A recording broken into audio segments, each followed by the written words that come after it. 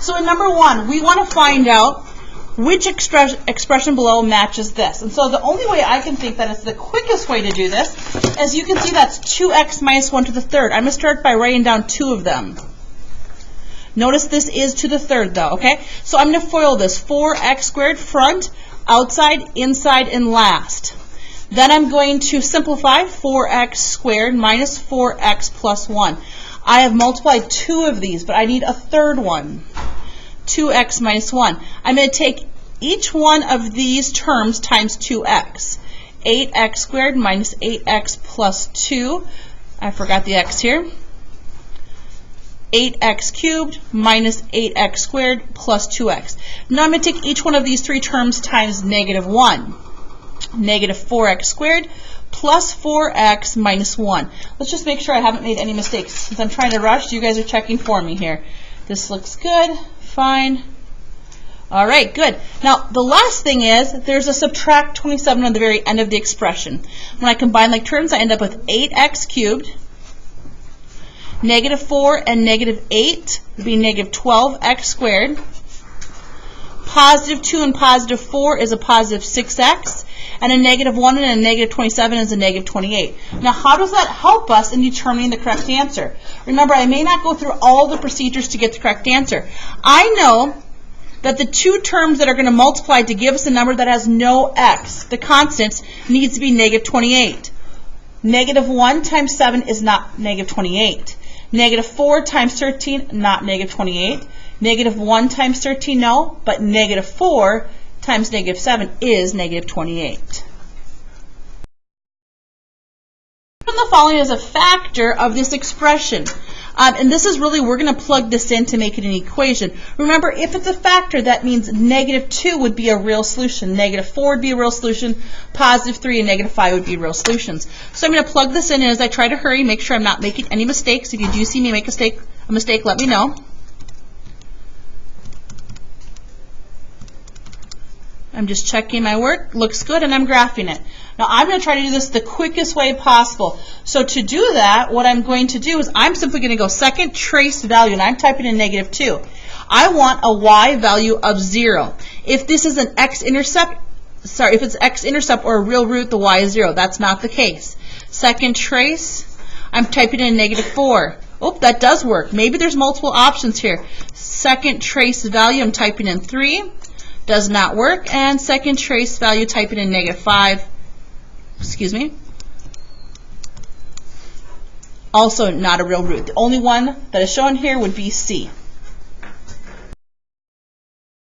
Circle all the roots. That's both real and complex. I'm going to write these all on the same side. So I'm going to move everything over to the side with the x cubed. So it is x cubed minus x squared. When this comes over, it becomes a positive. When this comes over, it becomes a negative. And now there's nothing left on the right. Okay, so first of all, remember, I'm going to have 3 answers. So I'm going to type this in. I have x to the third, subtract x squared, plus 4x minus 4, and I graph it. Now when I graph it, I'm only seeing one real root. And it appears like it's at 1. If I check it and go to the value, I can see 1 is an answer. So I'm going to go to 1 and I'm circle 1. Now, where do I find the other 2 answers? Well, if they're not real, they're complex. Now, here's how we come up with the complex solutions. I know 1 is a solution. I put it out. This is synthetic division. Also, I call it Mama method. That's x cubed, negative 1x squared, positive 4x, and negative 4 to the 0. Now, I know that 1 works. How do I know it works? Because it is a real root. So I know I need to get a 0 here. I bring down a 1. Remember, Mama method means multiply, add down. Multiply, add down. Multiply, oh, and I get 0. Perfect. Why would I take time to do that? Because this allows me to come up with the complex solutions. Remember, 0 equals has no x, has 1x, has 2 x's. 0 times anything is 0. So 1x squared plus 4 equals 0. I'm going to subtract 4 to the opposite side. I'm going to divide by 1, doesn't do anything. And then I square root both sides. But I can't take the square root of a negative. Remember, this means 2 answers. The negative comes out, becomes an I. And the square root of 4 is 2. So plus and minus 2i are my other 2 choices, adding up to 3 roots. plus 2i, and negative 2i. Identify which expression is equivalent to this. Okay, we're doing long division here. 4x minus 1 divided by 12x squared plus 5x minus 1. So 4x times what quantity gives us 12x squared? 3x, okay? So 3x, I'm going to multiply it.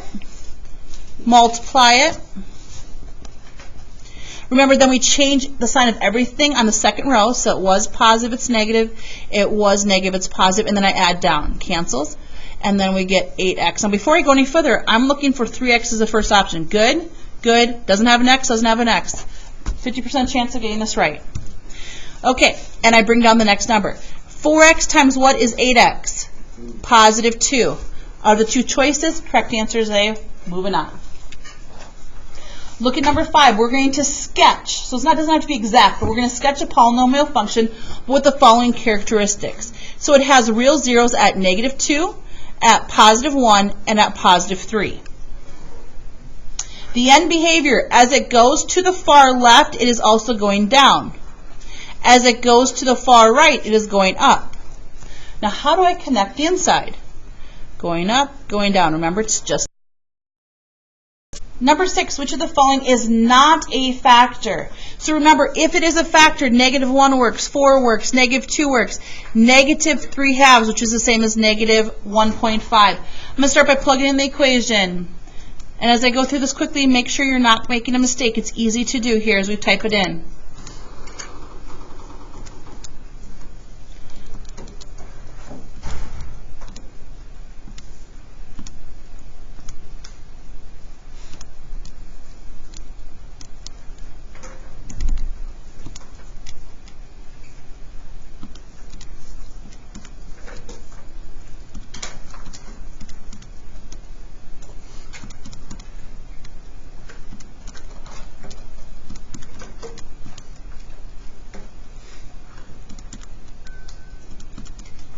All right, and I'm graphing it.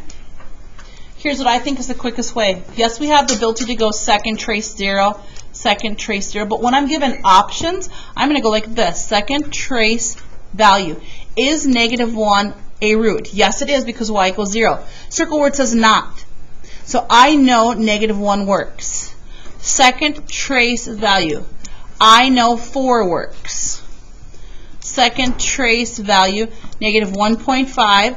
I know negative 1.5 or negative 3 halves works. Second trace value, negative 2. Negative 2 does not work. It says which one doesn't work. Correct option is D. Number 7, which of the following is third degree? Well, first of all, third degree means x cubed. This is the only option that does not start off with x cubed. So which one is third degree and only has, please circle the word only has roots at negative 3 and 2. That means it can't have any other x-intercepts. So I'm going to start by, so I know A is not the option. I'm going to go to B now. Why is A not option? Because it's not a third degree. It's only squared. So I'm going to go y equals, and I'm going to plug in what B is. So I have x to the third plus 4x squared minus 3x minus 18. I'm graphing it. I'm looking for ones that only have x's at negative 3 and positive 2. Looks pretty good to me, but let's check. Second trace value, negative 3. It works. Y is 0. And check 2. 2 also works. I just happened to get lucky. Correct answer is B. Number 8, write down all of the factors. Now I want to go again. If something's a factor, for instance, let's just make this up. If I tell you 1, negative 1, and 2 are factors, I'm completely making that up. If I tell you we have a polynomial and these are the real roots, the factors would be x minus 1, x plus 1, and x minus 2. All right, keeping that in mind, let's graph this and then we'll be able to write down the factors.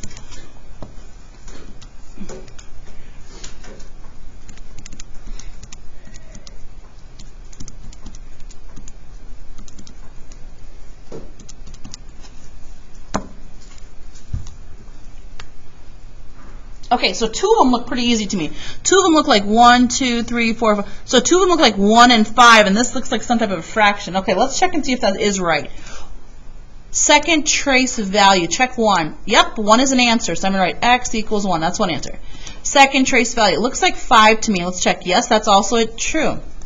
Now, the one that doesn't go directly through an integer on the x-axis, I'm going to use the tool that says second trace 0.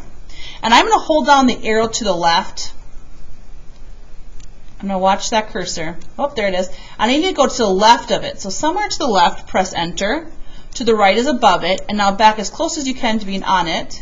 And I can see the answer is negative 0.6 repeating. So 0.6 repeating is 2/3. So it's a negative 2/3. How do I take these answers and now put them into being factors? Well, the first would be x minus 1, x minus 5, and I know negative 2/3 is a factor, so I could write x plus 2/3. I would be completely fine with that. Another way to write this that's even better is, remember, is to do bottoms up, 3x plus 2. So there's 1 factor, 2 factored. Either one of these forms would be okay. The order you write them in does not matter. Number 9 wants us to compare the two polynomials. So I'm going to start by plugging in g of x squared plus 3x plus 2. And then I'm going to go to f of x, 4x to the third plus 8x squared minus x minus 2. Okay. And graph them. Remember, I'm going to try to do the least amount of work. Now, myself, because you'll get to use the calculator that I'm using right now on the test, I'm going to write this down so I don't make any mistakes. The first equation I did, if I look, was the squared one. So that is in blue. So I'm going to go up here and write this is in blue, so there's no mistakes, and this is in red. The number of real roots from the red is greater than the number of real roots from the blue function. The number of real roots of the red graph is greater than the number of real roots of the blue graph. Well, red graph has 1, 2, 3. So red graph has 3. Blue graph has 2. So is this true? Is 3 greater than 2? Yes, it is. The function intersect in 3 locations on the graph. 1, 2, 3. Also true. From negative 3 to negative 2. So we only want to look from negative 3 to negative 2. Here's 1, 2, 3. So from here to here, does everybody see this part right here, guys? Only in this little area here. I'm going to zoom it in a little bit further. If I could do this right now, I would. From negative 3 to negative 2. Do you guys see that little part right there? By the way, which direction is the blue going in this time? Blue is going which way? Down. Which way is red going? Keep that in mind. Blue is going down, red is going up. Okay. Blue, I'm going to write that down just for myself. Blue is going down, red is going up, just so I remember. So, on the interval from negative 3 to 2, the average rate of change, that's like your slope. The slope of the slope of g of x, which is blue, the slope of blue is greater than the slope of red. Well, we know that going down would be a negative slope. Going down would be a negative slope. So blue is negative. Blue has a negative slope because it's going down. Red was going up, so it has a positive slope. So is it true that the average rate of change, which is the slope in this particular area of the graph, the negative is greater than positive? True or false? False. Positive will always be greater. A positive number is greater than a negative number. The number of turning points in the g of x, so the number of turning points of blue is greater than the number of turning points of the red graph. Well, let's check. Okay, blue turns how many times? Once. Red turns 1, 2. So red has 2 turning points. Blue only has 1. The number of turning points of this, 1 is greater than 2? Not true. The smallest x-intercept of f of x is equal to the smallest x-intercept of g of x. We can see their smallest x-intercepts of both is equal. That's true. And now we're looking at the interval from 0 to 1. So I want you to look from 0 to 1 in this area right here. What is blue doing? Going up. What is red doing? Going up. They're both going up. Which one appears to be going up faster?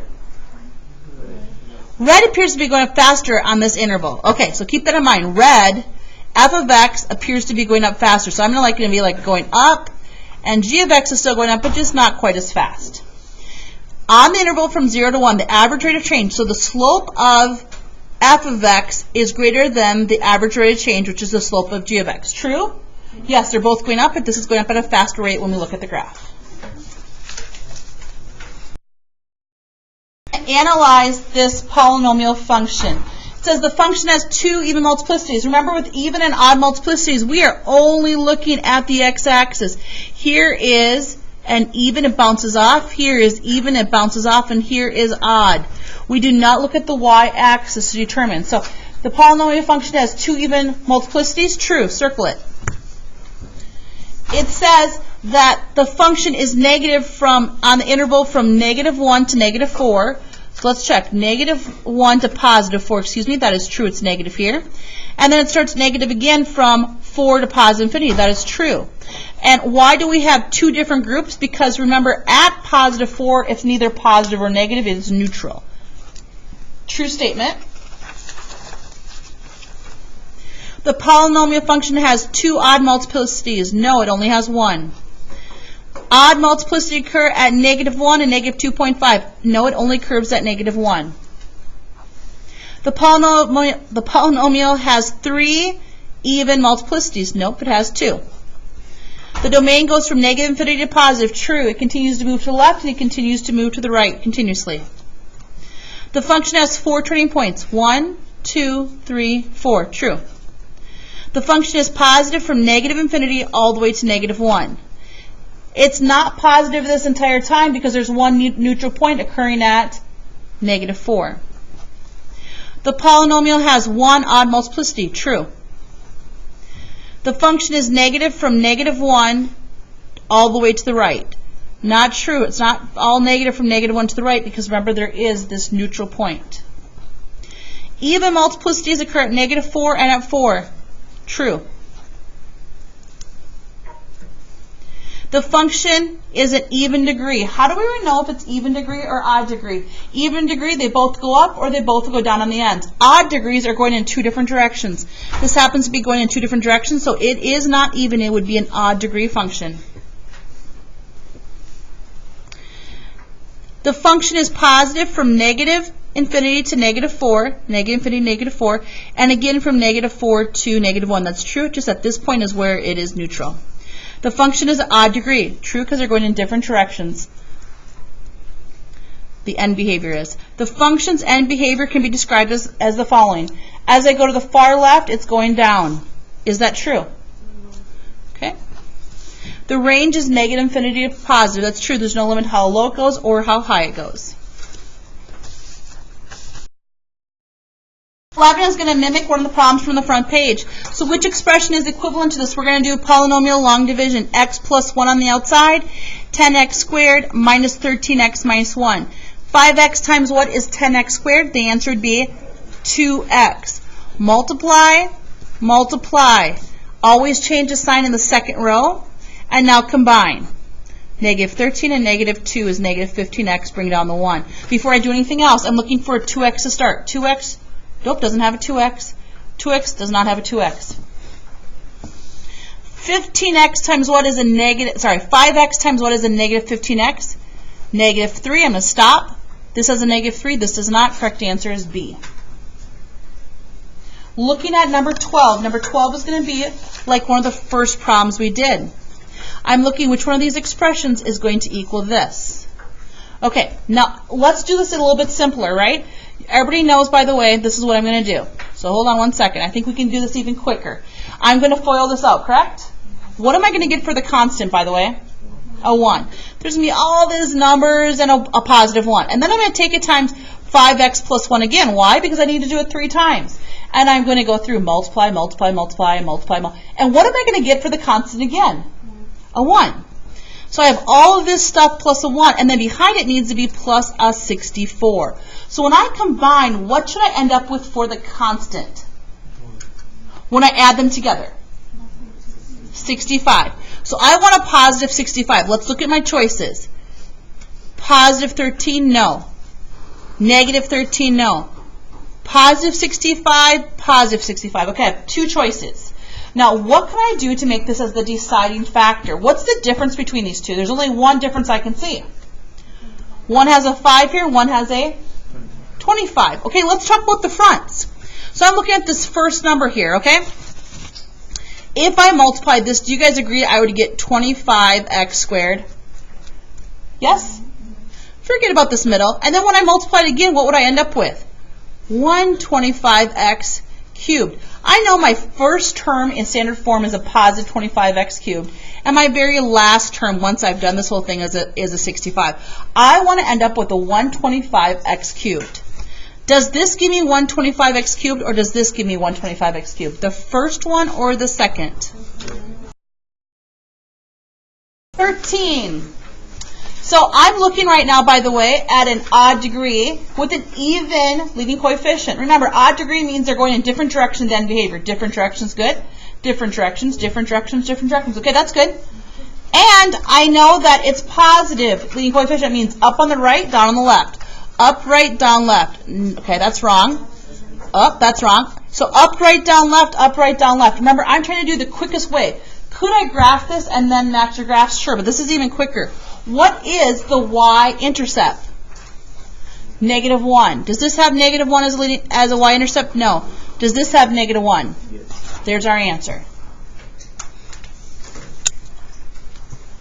The graph shows the 7th degree polynomial.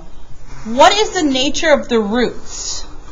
So when I look at the roots here, how many real roots do I see? Count them. 3 real roots, 1, 2, 3. So 3 real, nope, nope. Okay, there's 3 real. And if there's 3 real, it has to add up to 7. So how many have to be imaginary? 4.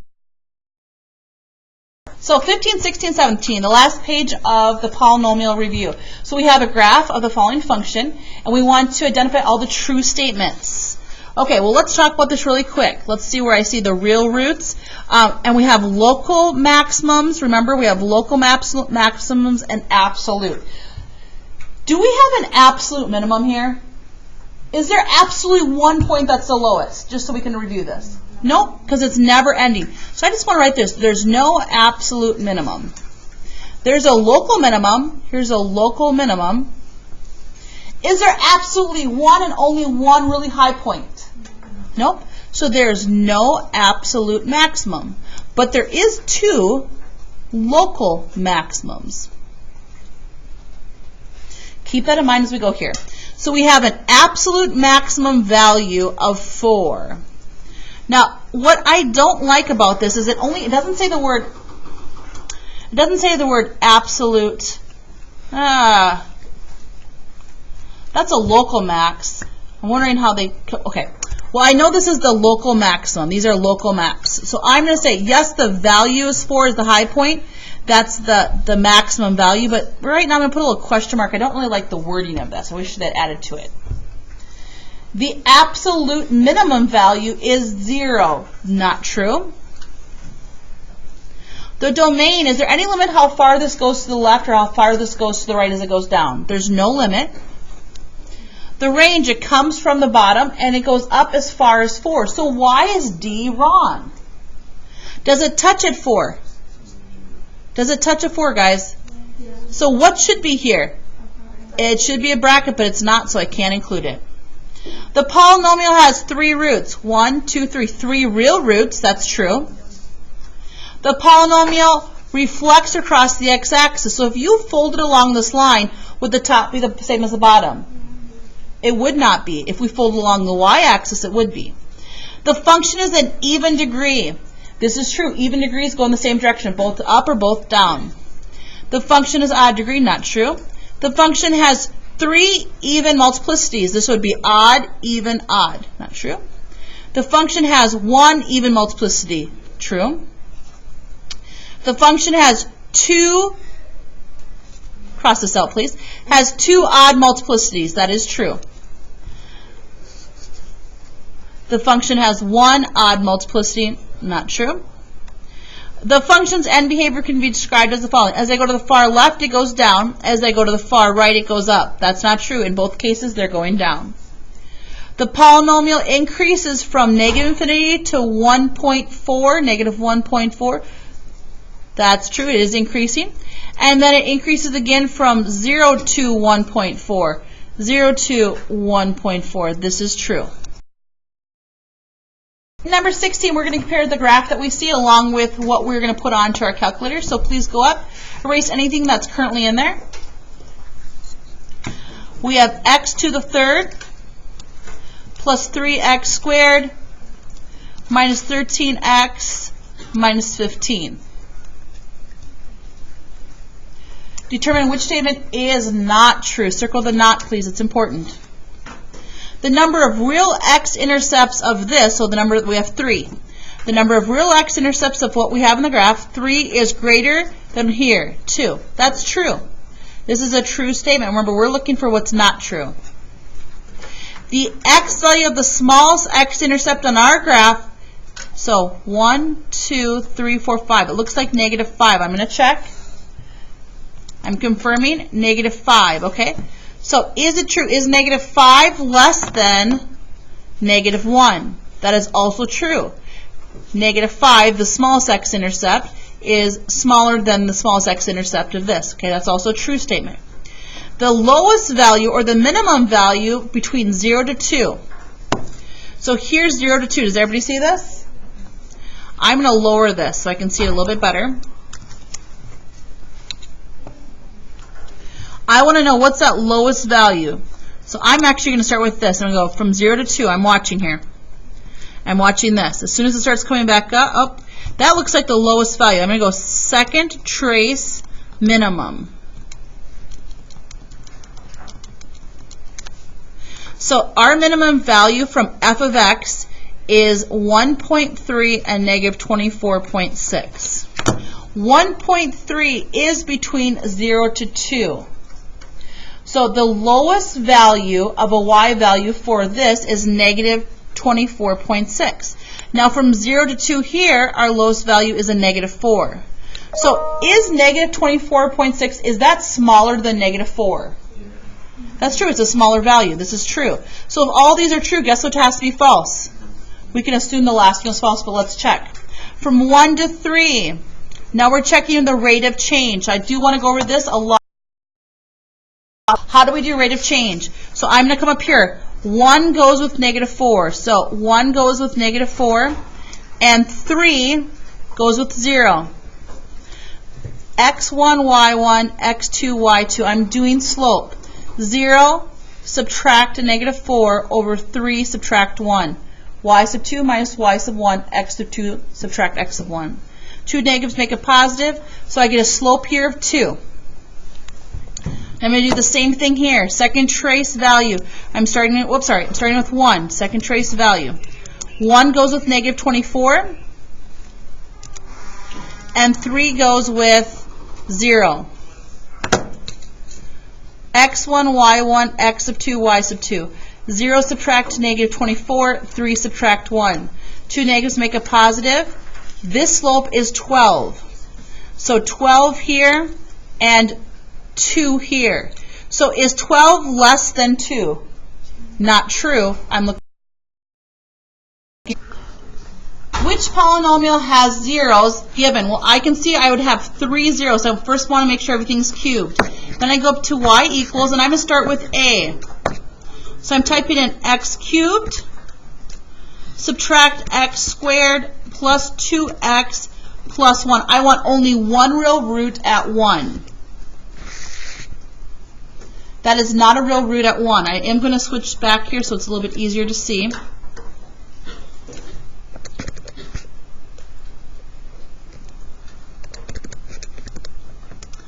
But when I plug this in, I have a real root not at positive 1. It says that should be at positive 1. It can't be a. Let's try c. Let's see if I can slightly change things here.